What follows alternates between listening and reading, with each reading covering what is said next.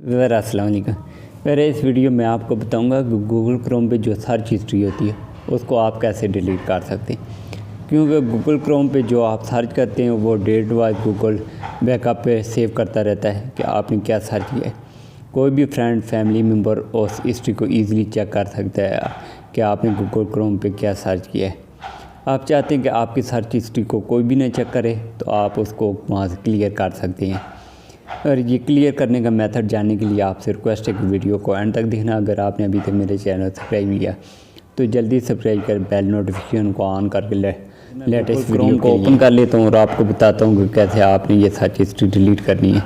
और Google Chrome को open करने के बाद आपने क्या करना है, ये ऊपर 3 डॉट पे क्लिक करना है और उसके बाद आपने हिस्ट्री पे चले जाना है। हिस्ट्री पे जाने के बाद और ये देखें, ये जो भी सर्च के डेट वाइज इसमें टुडे और 6 से मीन के डेट वाइज हैं, तमाम डेटा यहाँ पे सेव किया हुआ है सर्च हिस्ट्री। आप चाहते हैं कि इस सर्च हिस्ट्री को क्लियर करना तो आपने ये ऊपर जो क्लियर ब्राउजिंग है इस पर क्लिक करें। इस पर क्लिक करने के बाद आपने फर्स्ट वाले तीनों ऑप्शन सेलेक्ट कर देने हैं, ब्राउजिंग हिस्ट्री, कुकीज़ वाले और कैच इमेज। ये पासवर्ड वाला छोड़ देना है क्योंकि आप पासवर्ड और आउटफिल डेटा जो सेटिंग ये डिलीट नहीं करना चाहते आप, क्लियर यहाँ से। उसके बाद ये ऊपर देखेंगे और यहाँ पे ये जो एरो का आइकन है, एडवांस वाला ऑप्शन आपने बेसिक नहीं सिलेक्ट करना, एडवांस सेलेक्ट करना है। उसके बाद एरो पे क्लिक करना है। यहाँ से आप पूछ रहे हैं कि आप लास्ट 24 आवर की जो सर्च हिस्ट्री वो डिलीट करना चाहते हैं, 7 डेज़ की चेक करना चाहते हैं या 4 वीक या ऑल टाइम।